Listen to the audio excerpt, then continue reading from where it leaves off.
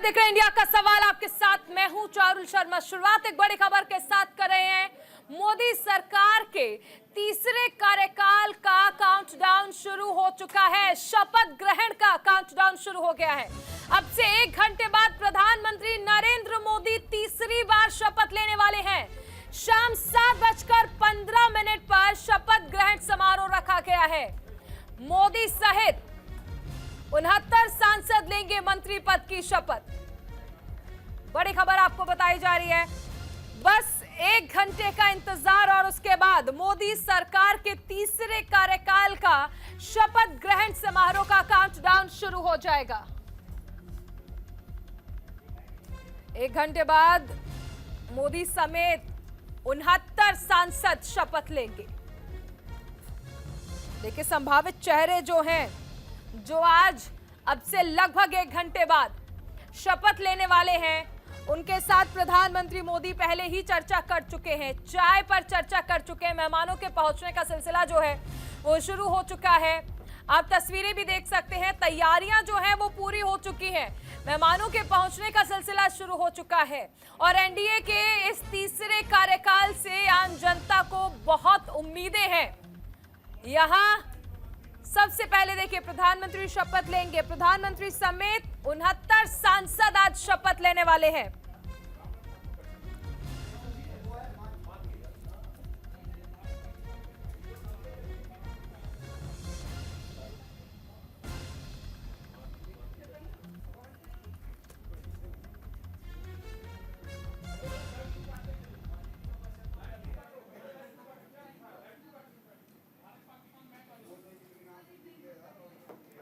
देखिए, ये तस्वीरें आप देख सकते हैं।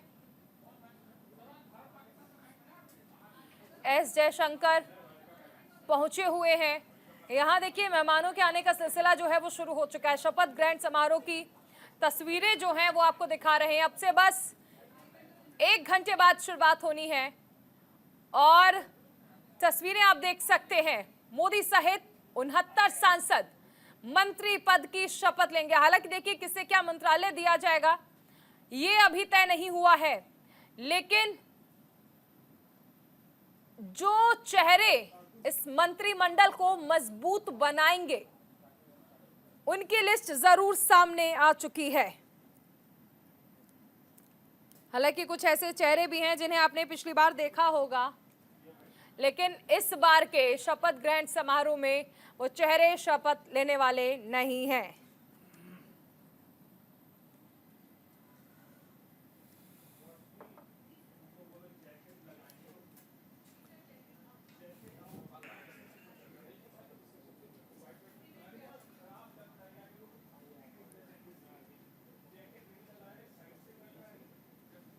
तो आपको तस्वीरें हम देखिए लगातार दिखा रहे हैं। इसी के साथ आपको ये भी बताया कि कौन कौन से वो चेहरे हैं जिन पर भरोसा जताया गया है। वहीं नाम देखिए, ये देखिए सीधी तस्वीरें, यहाँ प्रधानमंत्री नरेंद्र मोदी के साथ उनकी मां की तस्वीर जो है वो भी आपको दिखाई जा रही है। तो आम जन का अलग अलग उत्साह है, अलग अलग कयास लगाए जा रहे हैं और इस बीच उम्मीदें बहुत सारी हैं। फिलहाल चर्चा की शुरुआत करते हैं। तमाम खास मेहमान हमारे साथ जुड़ चुके हैं। हमारे साथ शत्रुपा जी जुड़ी हैं, जो कि बीजेपी की प्रवक्ता हैं। हुदा जरीवाला पॉलिटिकल एनालिस्ट हैं। A K. Mishra ji political analyst हैं। कपिल श्रीवास्तव जी सपा की ओर से हमारे साथ जुड़े हुए हैं। यतेंद्र कसाना जी आरएलडी के प्रवक्ता हैं। सबसे पहले मैं शत्रुपा जी आपके पास आना चाहूंगी। बहुत बहुत शुभकामनाएं आपको। चुनाव की मेहनत रंग लाई है और अब आपकी सरकार का गठन तो हो ही रहा है। मंत्रिमंडल अब से बस कुछ ही देर बाद शपथ ग्रहण। जी, बहुत खुशी का बात है, बहुत सौभाग्य की बात है कि देश ने फिर से, हम 400 मांगे थे, देश ने 400 नहीं दिया, लेकिन मैंडेट इतना है कि हम सिंगल लार्जेस्ट पार्टी निकल के आए हैं और हमारा जो अलायंस है सब मिलके, एनडीए मिलके वी हैव क्रॉस 300। और बाकी जो आप देख रहे थे, आप बोल रहे थे कि मंत्री का लिस्ट भी निकल के आया है।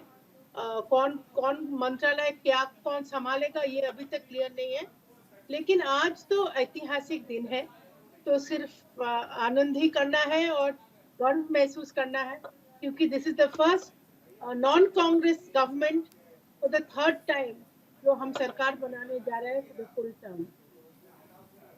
यतेंद्र कसाना जी, कितनी खुशी हो रही है इन तस्वीरों को देखकर? निश्चित तौर पर खुशी का दिन है, क्योंकि मैं बधाई देना चाहूँगा उन सभी लोगों को जो आज जीत कर आए हैं, और उन दुगनी बधाई देना चाहूँगा उन लोगों को जो आज मंत्री पद की शपथ लेने के लिए जा रहे हैं। यदि मैं अपनी पार्टी के तमाम जो कार्यकर्ता हैं, जो नेता हैं, उन सबको भी मैं बधाई देना चाहता हूँ कि उनकी मेहनत रंग लाई है। और हम कहना चाहेंगे कि हमारी पार्टी पे जो भरोसा प्रधानमंत्री जी ने जताया था, जितना हम लोगों को हिस्सेदारी दी गई थी, हमारा स्ट्राइक रेट पूरा 100% रहा है। और राष्ट्रीय लोकदल के 2 लोगों को मौका मिला था चुनाव में जाने का, और दोनों सीटें हम लोग जीत कर आए हैं। और आज शायद हमारे नेता, जितनी हमें जानकारी है कि हम जयंत चौधरी जी भी मंत्री पद की शपथ लेने वाले हैं, तो मैं निश्चित तौर पर खुशी की बात है और खुशी का दिन भी है। कपिल श्रीवास्तव जी, क्या ये तस्वीरें आपको भी उत्साहित करती हैं? नई सरकार का गठन, देश की सरकार, व्यक्ति की सरकार थी ना, और जब देश की सरकार बन रही है तो वो सरकार देश की है, हम सब लोगों की सरकार है। हाँ, इस सरकार को रास्ता दिखाना, इस सरकार को इनके कर्मों का आईना दिखाने का काम जो है वो समाजवादी पार्टी समेत इंडिया गठबंधन जो है वो सकारात्मक रूप से करता रहेगा। जहां ये अच्छा काम करेंगे इनकी वाहवाही भी होगी, लेकिन जहां काम ये ठीक नहीं करेंगे वहां हम इन्हें आईना दिखाने का काम करेंगे। और जो संवैधानिक मसला है, उस संवैधानिक मसले में इनके पास नंबर थे, ये शपथ लें। इनको बहुत बहुत शुभकामनाएं हैं कि देश को कम से कम अपनी गलतियों से सुधार लाते हुए, जैसा कि संघ के राम माधवन जी ने कहा कि इस बार विनम्रता की सरकार बन रही है, अर्थात पहले तानाशाही की सरकार थी, अब विनम्रता की सरकार बन रही है, क्योंकि अब एनडीए की सरकार है। अब ये जो है वो मोदी गवर्नमेंट नहीं है, ये भाजपा गवर्नमेंट नहीं है, ये गठबंधन की सरकार है। और उन्होंने कहा ये विनयशीलता से ही चलेगी। तो अगर विनयशीलता से चलेगी, देश हित में ये काम करेंगे, तो निश्चित रूप से हमारा साथ इनको सकारात्मक रूप से मिलेगा। हुदा जरीवाला जी, आपका रिएक्शन शपथ ग्रहण समारोह को लेकर? देखिए, ऑब्वियसली ये पूरी की पूरी भारी बहुमत बीजेपी को नहीं मिली है, तो बेसिकली ये एनडीए सरकारें जो बन रही है, कोलिशन गवर्नमेंट बन रही है, जोड़ तोड़ की सरकार बन रही है, तो ठीक है। जो लोग आज मंत्री का शपथ ग्रहण लेंगे उनको भी बहुत बहुत मुबारकबाद, और जो लोग रह गए, जिन्होंने मेहनत करी और मंत्री मंडल में आज नहीं शामिल हो पाएंगे, तो उनके लिए जाहिर सी बात है एक चिंता का विषय ज़रूर होगा। ख़ासतौर से वो पार्टीज़ जिन्होंने ये कोलिशन एनडीए सिर्फ और सिर्फ इसलिए ज्वाइन किया था कि कहीं ना कहीं उनकी भी एक से होगी गवर्नमेंट में, कहीं ना कहीं अपना पक्ष वो बेहतर तरीके से रख पाएंगे। कई सारे ऐसे नाम हैं जो पिछली मंडल से भी रिपीट नहीं होंगे, कई सारे ऐसे नए नाम हैं जो जुड़ रहे हैं, जिसमें से ऑब्वियसली क्योंकि अगर मोदी जी को ये सरकार 5 साल तक एक सक्सेसफुल तरीके से चलाना है, तो उनको इस बात का खास तौर पे ध्यान रखा जाना होगा कि मेरे साथ जितने वो वाले पार्टीज जुड़ी हुई हैं जो कोalition के लिए बहुत महत्वपूर्ण हैं, जिसकी वजह से ये सरकार आज बन पा रही है, जिसकी वजह से एनडीए आज ये शपथ ग्रहण का समारोह में एक तरह से शामिल हो पा रही है, तो उन लोगों को खुश रखना बहुत ज़रूरी है। जाहिर सी बात है, कई सारे एनालिस्ट हैं, कई सारे ऐसे स्टेटमेंट्स भी आ रहे हैं कि ये सरकार बहुत मुमकिन है 5 साल तक नहीं चलेगी, तो ये तो वक्त बताएगा। जाहिर सी बात है, देखने वाली बात है। जहाँ तक इंडिया गठबंधन का सवाल है, तो उनके कोई बड़े चेहरे, बड़े नामों को नहीं बुलाया गया। मल्लिकार्जुन खड़गे जी को सुनने में आ रहा था कि ज़रूर इन्विटेशन भेजा गया है, लेकिन दूसरी ओर राहुल गांधी जी को या फिर आम आदमी पार्टी से कोई सीनियर लीडर को, टीएमसी से, या तमाम जितने जो इंडिया अलायंस के नेता हैं, उनको भी एक बड़ा दिल रख के अगर मोदी जी और एनडीए सरकार आज इनको भी इनवाइट करती है अपने शपथ समारोह में, ये मंत्रिमंडल के फॉर्मेशन में, आज अगर वो भी इनवाइटेड होते, उसका बहुत फर्क पड़ता है। अध्यक्ष होते हैं, उन्हें न्योता भेजा जाता है, उस हिसाब से मल्लिकार्जुन खड़गे को भेजा गया है, लेकिन बाकी तो उनके पार्टी पर डिपेंड करते हैं ना। आप परिवार में भी अगर आप किसी को इन्विटेशन देते हैं तो हर सदस्य को नहीं देते हैं, जो अध्यक्ष होता है, जो लीड करता है, उन्हें देते हैं, और बाकी की फैमिली उन्हें अकम्पनी करती है। आई एग्री, लेकिन कहीं ना कहीं इंडिया अलायंस भी इस दफा एक बहुत ही भारी बहुमत है, एक बहुत ही इंपॉर्टेंट ऑपोजिशन है, एक ऐसा ऑपोजिशन है जिसको ना पार्लियामेंट में इग्नोर कर पाएंगे, ना वैसे आज इस जो इनकी जीत हुई है उसमें भी आप इग्नोर नहीं कर सकते। उत्तर प्रदेश जो इनका सबसे स्ट्रांग राज्य माना जाता था गुजरात के बाद, वहां पे आप देखिए कि अखिलेश यादव जी की जो सरकार है, इंडिया गठबंधन की जो सरकार है, बेसिकली अखिलेश यादव जी की सबसे ज़्यादा सीट्स आई हैं, इंडिया अलायंस की सबसे ज़्यादा सीट्स आई हैं। तो कहीं ना कहीं ये चीज़ें बहुत महत्वपूर्ण रखती हैं कि आप ऑपोजिशन को भी किस तरह से साथ लेके चलते हो। कहीं ना कहीं पब्लिक का भी जो सारा एक भरोसा है, एक सपोर्ट सिस्टम है, वो काफ़ी हद तक शिफ्ट होता जनता ने तो भरोसा जता दिया है। लौटेंगे आपके पास। AK मिश्रा जी, आपका रिएक्शन, उसके बाद शत्रुपा जी आपके पास आऊंगी, एक बार रिएक्शन ले लूं सबका। देखिए ठीक है, बीजेपी एनडीए वालों की सरकार बन गई है, मैं बधाई दूंगा, लेकिन आज मेरा मन बड़ा भारी है, मैं बहुत दुखी हूँ। मैं दुखी इसलिए हूँ कि इंडिया अलायंस जिस भारत की परिकल्पना करता है और उसकी व्याख्या करता है, उनके प्रवक्ता मुझसे लड़ते रहते हैं साल भर कि भाई बड़ा दिल हो, खुला मन हो, लोकतंत्र है, सब बराबर है। इंडिया अलायंस के सबसे ईमानदार नेता केजरीवाल जी इस सभा में नहीं है, शपथ ग्रहण समारोह में मेहमान के तौर पे भी जेल में है। मेरे ख्याल से इंडिया अलायंस की सबसे बड़ी पार्टी कांग्रेस का राहुल गांधी के खानदान से भी शायद कोई नहीं आ रहा है, मुझे इंफॉर्मेशन नहीं है। मैं खुश तब होता जब राहुल गांधी अपनी माता जी सोनिया गांधी जी के साथ और प्रियंका गांधी और वाड्रा जी भी आते, उनके पति, उनके दोनों बच्चे आते, जैसे मंच पे गए थे और खुले दिल से स्वागत करते। चुनाव हो गया, हार जीत होता रहेगा, आप भी नेता हैं, इस देश के गणमान्य हैं।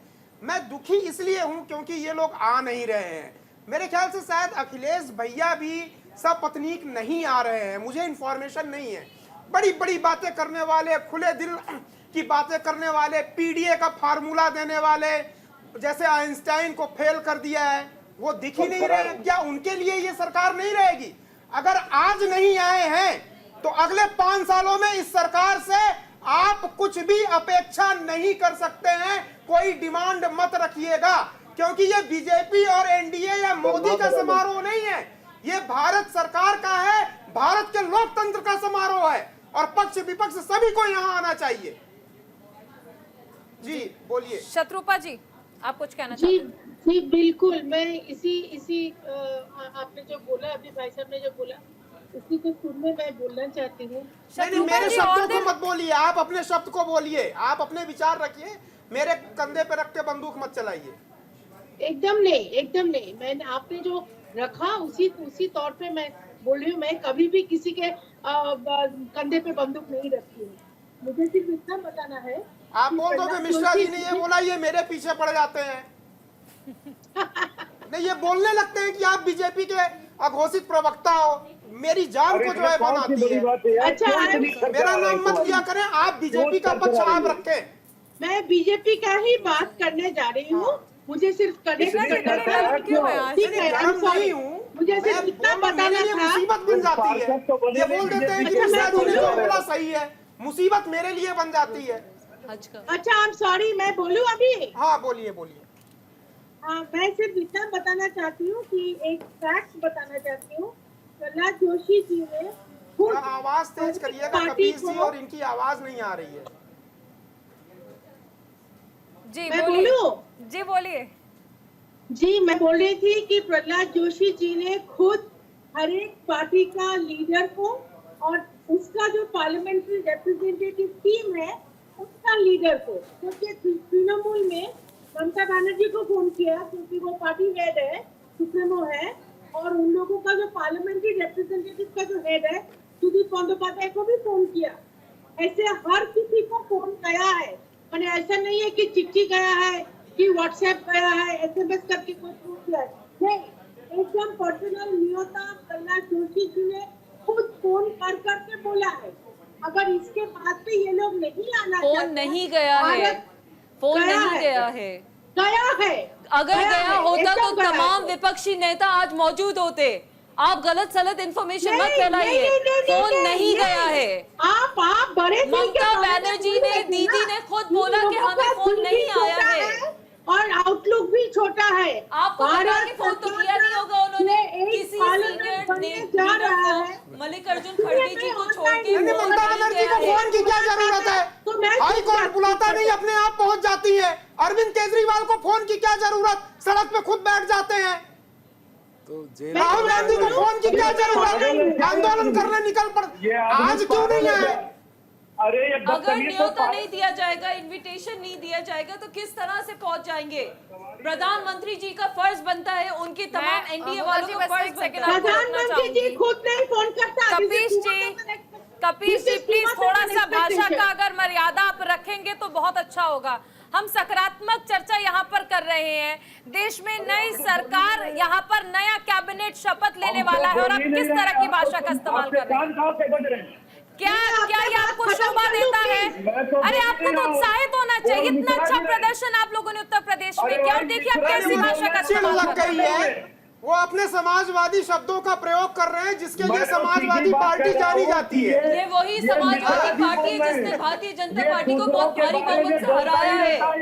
यूपी की जनता ने नकारा है। यूपी का इलेक्शन नहीं था ये पूरे देश का इलेक्शन था। यूपी का मैंडेट, जनता का मैंडेट एक भारी बहुमत में समाजवादी पार्टी को मिला है। आप पर्सनल मत होइए, आप पर्सनल मत होइए, आप पर्सनल मत होइए। इलेक्शन था, एमपी का इलेक्शन था। मिश्रा जी, हुदा जी, आप दोनों को मैं बस एक बात, कपीश जी मैं आपके पास आ रही हूँ। हुदा जी, क्या आप जानती हैं कि कपीश जी ने क्या बोला था? क्या आपने सुना था उन्हें? समाजवादी पार्टी के बारे में नहीं, उनका कहना है कि ए.के. मिश्रा जी पागल आदमी है। क्या आप इस बात पे सपोर्ट कर रही हैं? नहीं, ये मैंने कोई कर- भाषण यही मुद्दा है ना, आप ये लोग कोई सुनते ही टेलीविजन नहीं। भाषण नहीं आप लोग होती है। सुनते I ही agree। नहीं है, बस ये सपोर्ट गलत करने लग जाते है, हैं। ये बिल्कुल गलत है। ये इस तरह की भाषा का लोग उपयोग आपसे नहीं इसीलिए करना कहा कि चाहिए। प्लीज सभ्य भाषा का इस्तेमाल करेंगे, एक अच्छी चर्चा करेंगे तो ये अच्छा होगा। आप लोग पार्टियों का प्रतिनिधित्व यहाँ पर कर रहे हैं।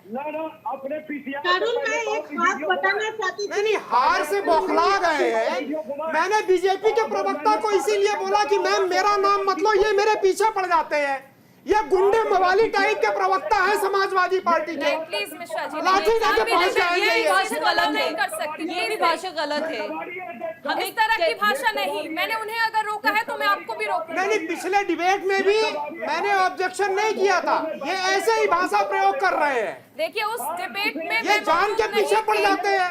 मैं उस डिबेट में अरे मौजूद हार नहीं गए, सरकार नहीं बनी तो उसमें गाली गलौज करने की क्या जरूरत? भारतीय जनता पार्टी भी कोई आपको अपने कोई दम पे पाकिस्तान सरकार नहीं बना भेज रहा है रही भाई कपीश जी। एनडीए के दम पे ना बांग्लादेश कोई भेज रहा है। बन रही है। आप भारत के गणमान्य नागरिक यहाँ हैं। पर चर्चा का मुद्दा क्या है? आप लोग चर्चा किस चीज मानसिक पर कर रहे संतुलन मत हैं? खोइए। मिश्रा जी, कपीश जी, हुदा जी एक सेकंड, क्या आप मुझे एक बात बताइए? हुदा जी रुकिए एक सेकंड, रुकिए। क्या आप लोगों को लगता है कि बेसिक एटिकेट्स किस तरह से बात करनी चाहिए, मॉरल साइंस, मॉरल वैल्यूज भी अब मैं आप लोगों को सिखाऊं यहाँ पर? क्या ये भी मैं आपको सिखाऊं कि आपको आपस में किस तरह से बात करनी चाहिए? राजनीतिक पार्टियां राजनीति करती हैं, चुनाव लड़ती हैं, उसके बाद वही लोग एक साथ हाथ पकड़कर जाते नजर आते हैं और आप लोग यहाँ पर बैठकर इस तरह की भाषा का इस्तेमाल करते हैं। मुझे आप बताओ ना कि दूसरों के बीच में कौन बदतमीज अरे बोलता है? आप भी बोली, फिर बदतमीज वाले फिर वही शब्द। चीज। अरे हार गए हैं तो बौखलाइए मत। रहोगे जीवन भर। हार जीत होती रहती है, बौखलाइए मत। आपको शपथ में निमंत्रण नहीं मिला, मत बौखलाइए। शपथ में नहीं। अरे भाई मोदी जी क्यों कर रहे हैं? गुस्सा उतारिए ना। बीजेपी के ऊपर उतारिए, मेरे ऊपर क्यों उतार रहे हैं?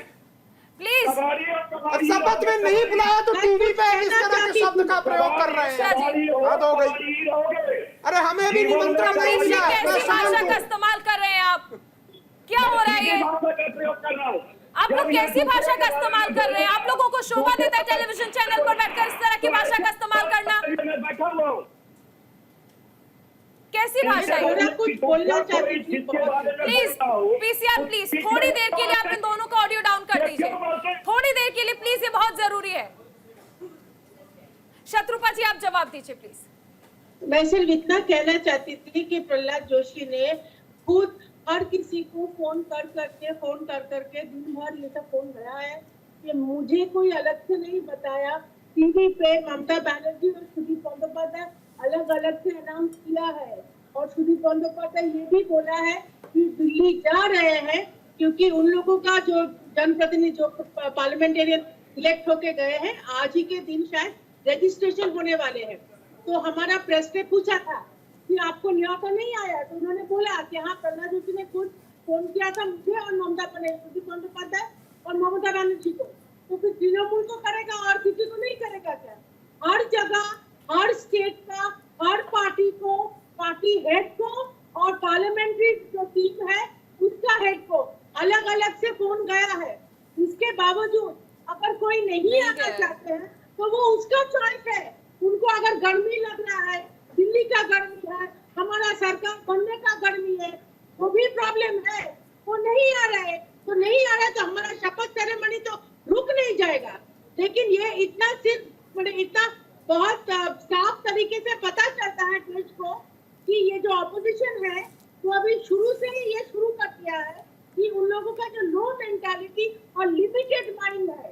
अभी Please ये mind जो your देश का language, सरकार mind your बनने जा language, रहा है, low mentality ये जिस तरह बातें के तो शब्द कोई आप नहीं जरूरी इस्तेमाल नहीं कर है। पाजी। आपने Mind बोला, your language, पाजी, पाजी। बोला, इस तरह के मुझे दो अल्फाज गैस का की आप ऑडियो उपयोग इसी बात नहीं पे कर डाउन सकते। करनी मैडम पड़ी। आपने बोला था, आप मैडम लो आपने मेंटालिटी बोला कैसे कि बोल रही बहुत हैं? लो मेंटालिटी आप है, टेलीविजन तो पे इस हमारा तरह की लो भाषा मेंटालिटी इस्तेमाल कैसे आप कर रही हैं? expect करते Please हैं, mind your language. खुदा मैम, आप Please, expect करते please हैं कि keep, प्रधानमंत्री please keep the देश का sanctity बात of the करके debate आप लोगों intact. का फोन करके Please करते mind your हैं। language. ये क्या है? Please mind your language. चिल्लाने से नहीं मेरा होती है लैंग्वेज डिबेट, बहुत चिल्लाने बेहतरीन से है।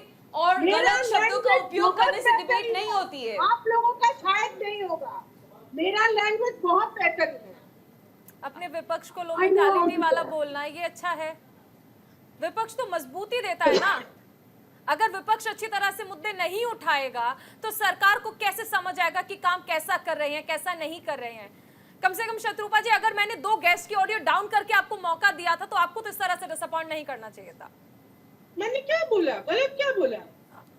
आप अगर इस तरह से कहेंगी कि विपक्ष low mentality people, you think this is a proper language? No, Huda madam only said कि हमारा मेंटालिटी नीचा है। तो I हम never ये बोल mentioned रहे हैं mentality. कि ये Please expect do करना not कि भूल misquote. गए। Do आप not rewind कीजिए। misquote. I She never said- mentioned the word she mentality. said, so all I said आप was, गलत you cannot आप expect गलत नहीं the करिएगा। honorable आप Prime टेलीविजन Minister पे to गलत call out वाइट लाई everybody. मत करिएगा। Can you चलिए please ठीक है, keep मैं it आप up? दोनों को ही रोकना चाहूंगी। सुनिए, मैं आप दोनों मैं को बहुत रोकना सारा- चाहूंगी। मैं आप दोनों को रोकना चाहूंगी। इस वक्त सबसे शांत अगर कोई है तो यतेंद्र कसाना जी है। यतेंद्र कसाना जी, ये शांति और खुशी, मुस्कुराहट जो है आरएलडी की एनडीए सरकार में होने की दिखा रही है कि उत्साहित तो आप भी हैं। नहीं, मैं पहले भी बताया था कि उत्साह तो सभी लोगों में है और जो लोग आज शपथ ले रहे हैं वो भी उत्साहित हैं, जो नहीं ले रहे हैं वो भी, और जिनको बुलाया गया है वो भी, और जिनको नहीं बुलाया गया है, क्योंकि नई पार्लियामेंट चुनकर आई है और तमाम लोग जो हैं वो देश का नई सरकार की शुरुआत होगी, नए वादे जो हुए हैं उनको पूरा करने की कोशिश होगी। तो बड़ा दिन है और निश्चित तौर पर देखिए, मैं तो आधिकारिक तौर पर कुछ इस बारे में कह नहीं सकता कि भाई किन लोगों को बुलाया गया है या किन लोगों को नहीं बुलाया गया, जिस बारे में अभी बड़ी बहस हमारे प्रवक्ता साथी या और साथी कर रहे थे। लेकिन जिन भी लोगों को बुलाया गया है और जो लोग खासकर शपथ ले रहे हैं, मैंने कहा है कि उन सभी लोगों को बहुत बहुत बधाई और शुभकामनाएं, और जिस उम्मीद के साथ लोगों ने उनको चुनकर भेजा है वो उस उम्मीद पर खरे उतरें, और जिन लोगों को जिम्मेदारी मिलेगी मंत्री पद की तो वो अपना काम अच्छे से करें। यही सब शुभकामनाओं के साथ मैं कहना चाहता हूं। और मैं ये भी देख रहा था कि लोग, देखिए ये राजनीतिक चीज़ें, राजनीतिक द्वेष, ये ठीक बात है कि चुनाव हो चुका है। आज हम लोगों को यहीं रहना है, इसी देश में रहना है, यहीं आसपास रहना है, पास पड़ोस में रहना है। इसी पार्लियामेंट के अंदर जो लोग लड़ते हैं बाहर आके वो अच्छे दोस्त बन जाते हैं और अच्छे दोस्त होते भी हैं, गले मिलते हैं एक दूसरे के, शादी विवाह और तमाम तरह के आयोजनों में वो लोग शरीक होते हैं। तो हम लोग जो प्रवक्ता लोग हैं या जो पार्टी के नुमाइंदे हैं वो इन सब चीज़ों पर बहस अपने पक्ष रखें, लेकिन उसको पर्सनली लेकर और किसी चीज़ को ऐसे गलत शब्दों का प्रयोग ना करें जो किसी को हर्ट करें। मैं तो बस यही कहना चाहता हूं, और मैं निश्चित तौर पर खुश हूं कि हमारे नेता जयंत चौधरी जी आज शपथ ले रहे हैं मंत्रिमंडल में, तो मैं इसलिए मुस्कुरा रहा हूं और खुश भी हूं। चलिए, मुस्कुराहट और ये उत्साह जो है वो इसी तरह से बना रहे। आगे हम चर्चा करेंगे। एक छोटे से ब्रेक के लिए अभी हमें यहाँ पर रुकना होगा और हम उम्मीद करेंगे कि इस चर्चा के बाद जब हम लौटेंगे, इस ब्रेक के बाद जब लौटेंगे, तो हमारे साथ जितने खास मेहमान हैं वो सभी थोड़ा सा अदब से पेश आएंगे, थोड़ा अच्छी तरीके से बातचीत करेंगे, ताकि अब से कुछ देर बाद जब ये शपथ ग्रहण समारोह शुरू होगा तो उस वक्त एक हेल्दी एटमॉस्फेयर देखने को मिले। छोटा सा ब्रेक, बने रहे न्यूज़ इंडिया के साथ। ब्रेक के बाद स्वागत है आपका। आज देखिए, नरेंद्र मोदी तीसरी बार प्रधानमंत्री पद की शपथ लेने वाले हैं। 7:15 बजे शपथ ग्रहण समारोह जो है वो शुरू होगा। प्रधानमंत्री मोदी समेत 69 सांसद मंत्री पद की शपथ लेने वाले हैं। अब से बस 45 मिनट का इंतजार आपको करना है और उसके बाद आप देखेंगे ये भव्य शपथ ग्रहण समारोह। चर्चा के लिए हमारे साथ तमाम खास मेहमान जुड़े हुए हैं और एक बार फिर से हम चर्चा की शुरुआत करते हैं। मैं आपके पास आना चाहूंगी शत्रुपा जी। देखिए, अगर हम बात कर ले तीसरे कार्यकाल की, ये आप जानती हैं कि पूर्ण बहुमत नहीं मिला है, तो कुछ हद तक तो देखिए मान लीजिए कि नाराजगी जनता के मन में है। अब ऐसे में चुनौतियां क्या क्या आपको लगती हैं, क्योंकि अब मंत्री शपथ ले लेंगे, शपथ ग्रहण समारोह हो जाएगा और आज प्रधानमंत्री ने भी कहा है कि 100 दिन के काम पर आपको आगे काम करना है। देखिए, मैं बोल सकती हूँ, लेकिन अगर कोई मेरे ऊपर टूट पड़ेगा मैं एकदम ऑफ हो जाऊंगी। शत्रुपा जी, आप बात गलत करें। नहीं किया था जी। कुछ ऐसा गलत नहीं बोली थी मैं कि आप मेरा ऑडियो डाउन कर देंगे। ये बहुत ही इंसल्टिंग है। नहीं, आपका ऑडियो डाउन नहीं क्योंकि किया गया मैं था। ऑनलाइन हूँ। ऑडियो डाउन, मैं ऑनलाइन हूँ। आपका ऑडियो डाउन मैं नहीं ऑनलाइन था। हूँ, उसका प्लीज गरिमा शत्रुपा जी, आपका ऑडियो डाउन नहीं था। मैंने आपसे कहा था कि मैंने 2 गेस्ट का ऑडियो डाउन किया था, उस दौरान कपीश जी और AK मिश्रा जी। मैंने कहा था कि मैंने 2 गेस्ट का ऑडियो डाउन किया है। मैं नहीं चाहती कि मुझे आपका करना पड़े, क्योंकि आप अगर वही भाषा का इस्तेमाल करेंगी जिसकी वजह से मैं 2 इतना लोगों को। भाषा नहीं यूज करती हूँ। मैं कभी भी कोई भी गलत भाषा नहीं यूज करती। ये मेरे लिए गर्व की बात है। अच्छा, अगर आप अब इस सवाल का जवाब दे पाए, क्या क्या चुनौतियां आपको नजर आती हैं? चुनौती तो है, देखिए सरकार चलाना तो चुनौती है, कभी भी केक वॉक नहीं होता है। अभी हमारा बहुमत थी पिछले 2 बार, इस बार बहुमत सिंगल लार्जेस्ट पार्टी है हम, लेकिन NDA के साथ हम है तो अलायंस पार्टनर के को साथ लेके चलना पड़ेगा। लेकिन माननीय प्रधानमंत्री का जो मेंटालिटी है, जो पॉलिटिकल मैच्योरिटी है, और साथ में राजनाथ सिंह और अमित शाह जी जैसे सीनियर पॉलिटिशियंस हैं और उन लोगों का जो डिप्लोमेसी का भी जो एक्सपीरियंस है, मुझे नहीं लगता है कि कोई प्रॉब्लम ऐसा होगा। और आपने देखा था जिस दिन सेंट्रल हॉल में हर कोई प्रधानमंत्री जी को एकदम unanimously leader of the alliance बताया था और प्रधानमंत्री यूनानिमसली, कोई भी बहस नहीं हुआ, कोई भी चर्चा भी नहीं हुआ, एकदम सुंदर से बहुत स्मूथली, और कितना सुंदर सुंदर बातें सबको ऑल दी अलायंस पार्टनर बहुत सारा कॉन्फिडेंस उन्होंने दिया कि एक ही कांडारी है, एक ही नेता है जो मोदी जी की तरह देश को आगे आगे बढ़ा सकते हैं। लेकिन मैं इतना बोल सकती हूँ कि आप देखिएगा जो अभी शायद डिनर के टाइम या फिर शपथ के बाद ये जो मंत्री जो सेरेमनी के बाद कौन मंत्रालय किस किस को दिया है, उसमें भी आपको क्लियर हो जाएगा कैसे डिस्ट्रीब्यूशन ऑफ पावर होने वाला है।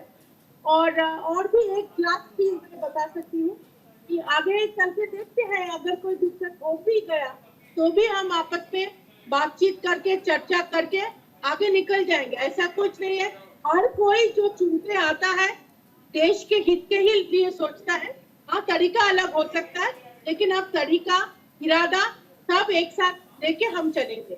और एक बात है कि हम पिछली बार हमारा जब सरकार थे कोalition का, तब भी NDA वाजपेयी जी के नेतृत्व में थे, तो हमारा एक्सपीरियंस है और हम सबको लेके चल सकते हैं। हुदा जरीवाला जी कुछ कहना चाहती हैं? जी। 2 चीज़ें इस दफ़ा बहुत इम्पोर्टेंट देखने वाली रहेंगी। एक तो ये कि अब क्योंकि बीजेपी अपने आप में एक बहुमत नहीं बना पाई है, ऑब्वियसली NDA पे डिपेंडेंट है, तो ये कोलिशन की सरकार कितनी इफेक्टिवली चला पाती है।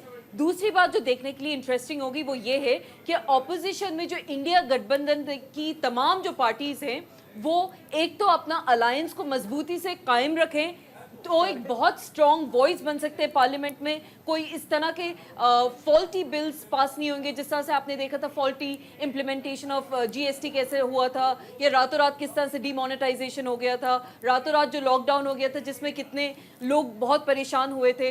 तो ये तमाम चीज़ें, फार्म लॉज की जो बात हुई थी, कैब NRC ऑब्वियसली एक बड़ा कॉन्ट्रोवर्शियल बिल है, तो ये तमाम चीज़ें अब एक तानाशाही के तौर पे या एक बिल्कुल ही जिस तरह से ना हिटलरशाही नहीं चलेगी, कहीं ना कहीं ऑपोजिशन का एक बहुत स्ट्रांग रोल रहेगा, तो ऑब्वियसली इससे जनता को बहुत एक सपोर्ट मिलेगा। और एक और बात जो इंपॉर्टेंट रहेगी वो ये है कि आगे आने वाले जो स्टेट चुनाव हैं, चाहे वो हरियाणा के हो, अगले साल दिल्ली भी हो रहा है, और तमाम जो दूसरी जगहों के जो स्टेट चुनाव होंगे उसमें इस चीज़ का क्या प्रभाव पड़ता है। Because at the end of the day ये सरकार जो काफ़ी एनालिस्ट बोल रहे हैं कि 5 साल तक शायद चल भी नहीं पाएगी, उसको चलाने के लिए खुद एनडीए सरकार को, खुद मोदी जी को, अपने पार्टनर्स को बहुत मजबूती से साथ लेके चलना होगा। और एक बात जो मैं और नोटिस में लाना चाहती हूँ वो ये कि हमने देखा कि इतने सारे मुल्कों के जो स्टेट हेड्स हैं, स्टेट रिप्रेजेंटेटिव्स हैं, उनको बुलाया गया है, चाहे वो शेख हसीना जी हों या तमाम जो दूसरे मुल्कों के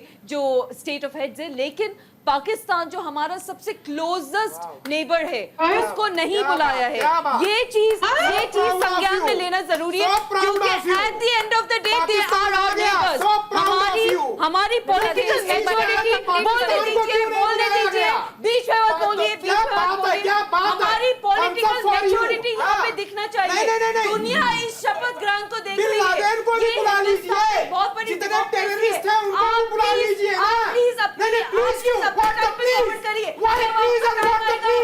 सारे टेररिस्ट को बुला लीजिए ना, उनके फेवर में भी बोलिए। एक बार उन्हें बोलने दीजिए। Do not heckle, do not heckle, do not heckle, do not heckle, do not speak over me. सारे India do not heckle। Mishra ji रुक जाइए एक मिनट। उसमें केजरीवाल ने गठबंधन तोड़ दिया, अरविंद केजरीवाल जी को सुप्रीम कोर्ट ने इंटरव्यू भेज दी थी। मिश्रा जी सुप्रीम कोर्ट का अपमान करेंगे, आप सुप्रीम कोर्ट का अपमान करेंगे। टेररिस्ट को बुला लीजिए। एक सेकेंड मिश्रा जी, वाला जी, नेबरिंग आप एक अरे पूरी टेररिस्ट नहीं कह सकते, आप एक पूरी नेबरिंग कंट्री को टेररिस्ट नहीं कह सकते। आप अपनी आवाज नीचे करिए, चिल्लाने से मिश्रा जी अभी एक छोटे से ब्रेक के लिए हमें रुकना होगा। बने रहिए न्यूज इंडिया के साथ, छोटा सा ब्रेक के बाद स्वागत है आपका। देखिए चर्चा हम कर रहे हैं नरेंद्र मोदी सरकार के तीसरे शपथ ग्रहण समारोह को लेकर, जो अब से बस कुछ ही देर बाद शुरू होने वाला है। हमारे साथ कपिश श्रीवास्तव जी जुड़े हुए हैं। कपिश जी, देखिए सपा ने जिस तरह से प्रदर्शन किया था, और इस बात में कोई दो राह नहीं है कि बहुत अच्छा प्रदर्शन रहा था, इस पर आपको क्या लगता है? आप एक मजबूत विपक्ष की भूमिका कैसे निभाएंगे? मैं एक बार लौटूंगी आपके पास। जरा एक और खबर है, कुछ रिएक्शंस आ रहे हैं वो दिखा दें।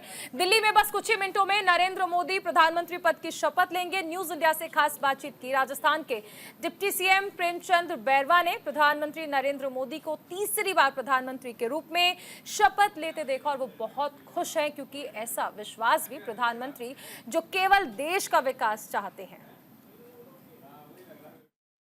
राजस्थान के डिप्टी सीएम प्रेमचंद बैरवा जी मेरे साथ मौजूद हैं। सर, आज एक बार फिर से इतिहास दोहराया जा रहा है। जवाहरलाल नेहरू के बाद प्रधानमंत्री नरेंद्र मोदी तीसरी बार प्रधानमंत्री की शपथ ले रहे हैं, क्या कहें? हम सबके लिए सौभाग्य की बात है कि ऐसे यशस्वी प्रधानमंत्री तीसरी बार शपथ ले रहे हैं, जिन्होंने इस हिंदुस्तान का दुनिया में नाम रोशन किया है और एक सपना लेके चले हैं विकसित भारत का। निश्चित रूप से अब हमारा विकसित भारत का सपना साकार होगा, इसलिए मैं बहुत बहुत शुभकामनाएं और अपने आप को सौभाग्यशाली मानता हूं कि ऐसे प्रधानमंत्री जी तीसरी बार शपथ ले रहे हैं। राजस्थान के 4 सांसद मोदी कैबिनेट में शामिल हुए हैं, क्या क्या आगे के पोर्टफोलियो तैयार किया जा रहा है, खासतौर से राजस्थान के विकास? देखिए, मैं तो यही कहूँगा, जिस तरह से सुनाई दे रहे हैं कि हमारे राजस्थान को एक अच्छा प्रतिनिधित्व मिल रहा है, और निश्चित रूप से ये हमारे राजस्थान के विकास के लिए, राजस्थान के उत्थान के लिए बड़ा अच्छा होगा। और जो भी पोर्टफोलियो होगा, निश्चित रूप से हमारे राजस्थान के मंत्री बनेंगे, वो निश्चित रूप से हमारे राजस्थान के विकास को आगे बढ़ाएंगे। राजस्थान में अनुमन जल संकट बहुत ज़्यादा देखा जाता है, क्या उसके लिए भी किसी तरीके का ब्लूप्रिंट तैयार किया गया है? देखिए, हमारे यशस्वी मुख्यमंत्री जी जब सरकार बनी उसके बाद में उन्होंने इसको बहुत गंभीर लेते हुए ERCP की योजना, जो उसका पूरा मैप तैयार किया है, DPR तैयार की है, और हरियाणा के मुख्यमंत्री, MP के सबसे मिलकर जो वो तत्पर इस चीज़ के लिए लग रहे हैं कि जल्दी से जल्दी ये कार्य संपन्न हो और हर खेत हर घर को पानी मिले।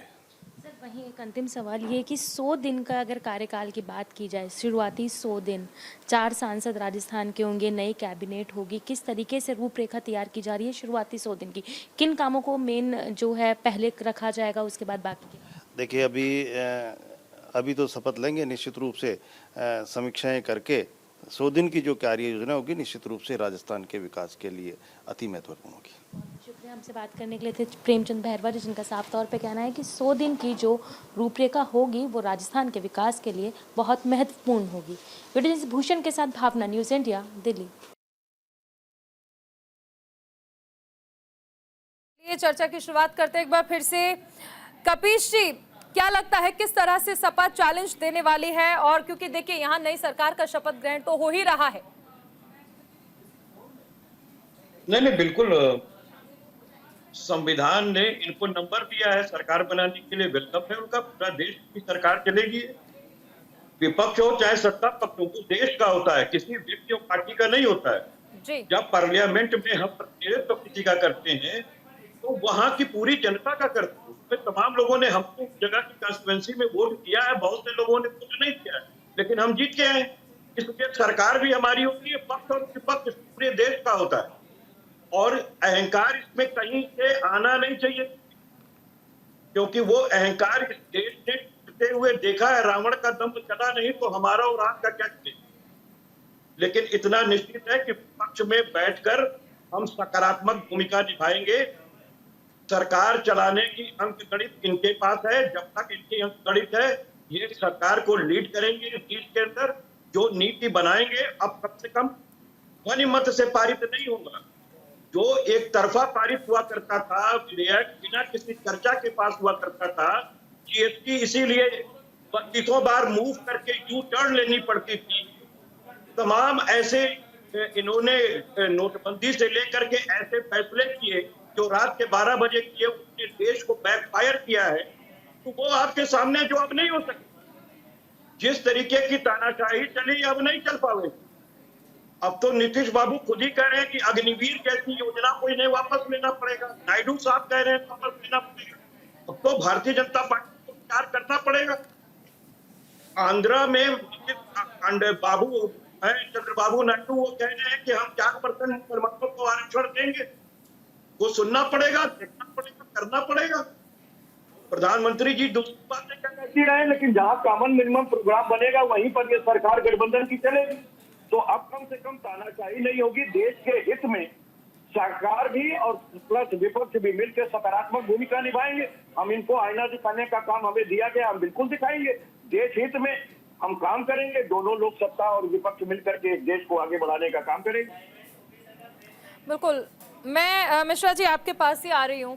क्या लगता है जिस तरह से शुरुआत से ही आकलन किया जा रहा था, ये कयास लगाए जा रहे थे कि सहयोगी दल जितनी ताकत देंगे उतना भी कमजोर भी कर सकते हैं। अग्निवीर योजना को लेकर चाहे हम बात कर लें या मुस्लिम आरक्षण को लेकर बात कर लें, कई सारे मुद्दे ऐसे हैं जिस पर मतभेद हो सकते हैं। नहीं देखिए, पिछली बार बीजेपी कई मामलों में बड़ी कमजोर थी। जैसे आज की डेट में बिहार के कई लीडिंग नेता चिराग पासवान, नीतीश जी साथ आए हुए हैं। तो अब होगा क्या, इनके सामने चुनौतियां क्या हैं एनडीए के सामने? पहले केवल बीजेपी लड़ती थी, उन चुनौती से सारे सहयोगी एनडीए के बैठे रहते थे। चुनौतियां ये है कि शाहीन बाग 2 ना होने पाए, चुनौतियां ये है कि किसान आंदोलन 3 ना होने पाए, चुनौतियां ये है। एक minute please don't interrupt ma'am, it is my humble request, please don't interrupt. चुनौतियां ये है कि संसद पे आतंकवादी हमला ना हो। चुनौतियां ये है आप हिंदुस्तान के सिटीजन को अगर आतंकवादी कहने की आपकी बहुत बड़ी गलती है, बहुत गलत बात है। ये आग ना लगाने पाए। अब की बार सारे दल आ गए हैं, जो राइट टू प्रोटेस्ट है कॉन्स्टिट्यूशन राइट है। शाहीन बाग में जितने मुसलमान बैठे थे, मुसलमान के अलावा बहुत से और दूसरे मजहब के भी लोग बैठे थे, तो जाहिर सी बात है अपना राइट टू प्रोटेस्ट एक्सरसाइज कर रहे थे, अपने हक की बात कर रहे थे। राइट टू प्रोटेस्ट, जी मैं रोकना रोकना चाहूंगी आपको। देश में हमारे शांति साथ रहेगी। हमारे एडिटर ओम प्रकाश जी जुड़े हैं। ओम प्रकाश जी, देखिए अब से बस कुछ ही देर का इंतजार, भव्य तैयारियां जो है वो पूरी होती नजर आ रही हैं और शपथ ग्रहण समारोह को देखने के लिए पूरा देश इंतजार कर रहा है। कैसी तैयारियां इस वक्त? प्रधानमंत्री नरेंद्र मोदी के नेतृत्व में भारत की धरती से लेकर अंतरिक्ष तक की प्रगति का परिचय और बड़ो देश ने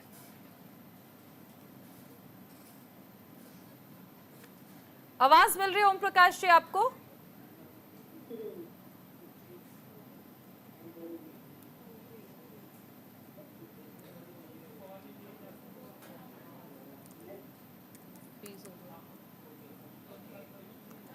चलिए लौटेंगे। मिश्रा जी, आप अपनी बात पूरी कर लीजिए। तो मैं बोल रहा था ये चुनौतियां हैं। अब की बार जो पहले हुआ ना, शाहीन बाग किसान आंदोलन, ये वो अब नहीं होगा, क्योंकि बिहार के जितने लीडर हैं सब एनडीए में हैं। चंद्रबाबू, तरह तरह के नेता आ गए हैं, तो शक्ति और बढ़ गई है देश की। एनडीए और बीजेपी की नहीं, देश की शक्ति बढ़ गई है। और विपक्ष, देखिए मैं एक चीज और बोलूं एनडीए को, पहले जब ये कम थे तब इतना उपद्रव मचाते थे, अब तो ये सड़क पे भी मचाएंगे उपद्रव और संसद में भी मचाएंगे। इसकी व्यवस्था पहले से ही कर लीजिए। मिश्रा जी, ये क्या है? ये क्या है? उपद्रव मचाएंगे? चुने हुए, मतलब आप एक चुने हुए प्रतिनिधि के लिए इस तरह की भाषा का इस्तेमाल कर रहे हैं? मैं एक मिनट में प्रूफ करता हूँ। कितनी बार लोगों को सस्पेंड किया गया है?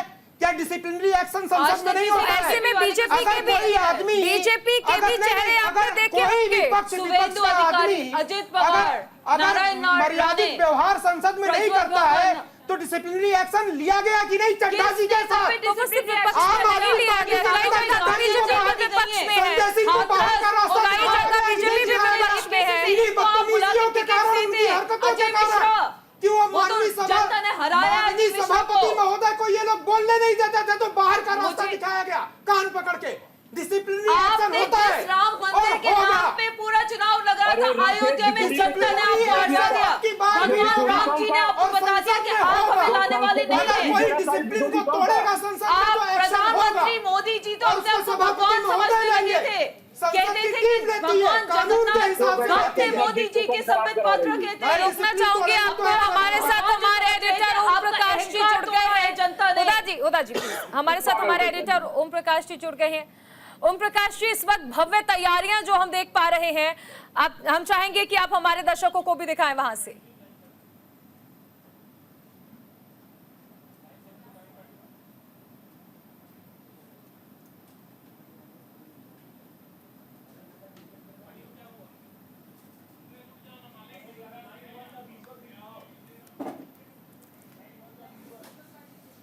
नहीं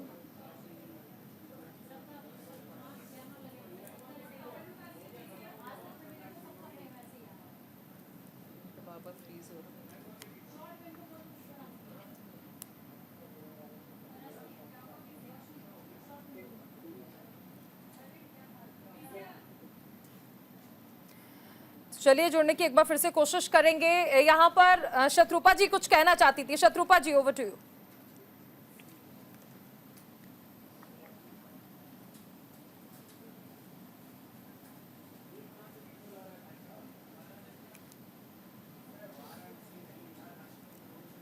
मैं बोल रही थी जी, मैं बोल रही थी कि मोदी जी नहीं है, मोदी जी नहीं अपने आप को भगवान मानते हैं, हम मानते हैं। हम जो उनका कार्यकर्ता लोग हैं, हम जो उनका भक्त है, हम मानते हैं उनको विश्वकर्मा मानते हैं, हम उनको नरेंद्र मानते हैं, हम उनको विवेकानंद मानते हैं। तो ये हमारा मानना, हमारे ऊपर छोड़ दीजिए, आप पाकिस्तान का चिंता कीजिए। संविधान की चिंता करते हैं हम, हिंदुस्तान जो है, जितना हिंदुस्तान हमारा है उतना ही आपका है। आप हमें कहने वाली कोई नहीं होती है। अगर इस तरह से आप बात करेंगी तो आपके लिए ऊपर एक्शन हो सकता है। आप एक देशवासी को, एक हिंदुस्तानी को, आप पाकिस्तानी अगर कहती है आपके ऊपर एक्शन हो सकता है। आपको क्या कॉन्स्टिट्यूशन राइट्स नहीं पता? संविधान उठा के कभी पढ़ लीजिएगा, संविधान उठा के कभी आप लोग पढ़ लेंगे तो पता चल जाएगा आपके विचार पाकिस्तान में मिलते हैं तो हिंदुस्तान के बात करेंगे, ये मत भूलिएगा।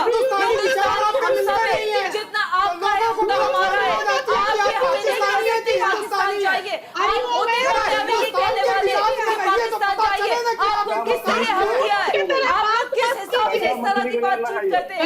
इस तरह की बात आप लोगों को स्वयं दे दिया। आप लोग इज्जत तहजीब के दायरे से माइनॉरिटीज को एड्रेस करेंगे तो आपके लिए अच्छा है, मुल्क के लिए अच्छा है।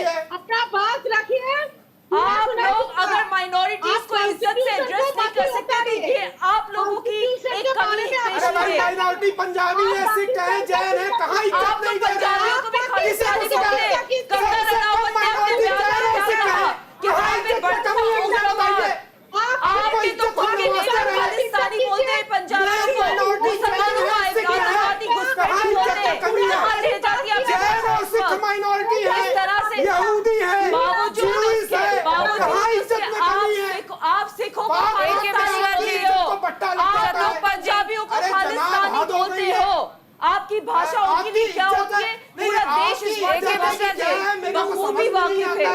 और इस तरह से चिल्ला के डिबेट नहीं होती है। अगर आपके पास कोई पॉइंट है, अगर आपके पास कोई वाजिब वैलिड पॉइंट है तो आप मेरी बात करें, बात कर लें, मुद्दा जी प्लीज प्लीज शत्रुपा जी पाकिस्तान को बुलाते रहेंगे। चलिए, तो बस अब से कुछ ही देर बाद देखिए 7 बजने वाले हैं और अब से कुछ देर बाद मोदी सरकार का मंत्रिमंडल तीसरे कार्यकाल के लिए शपथ लेने वाला है और उसकी हर तस्वीर लगातार न्यूज इंडिया आपको दिखाता रहेगा। मेरे साथ फिलहाल इस चर्चा में इतना ही। आप बने रहिए न्यूज इंडिया के साथ।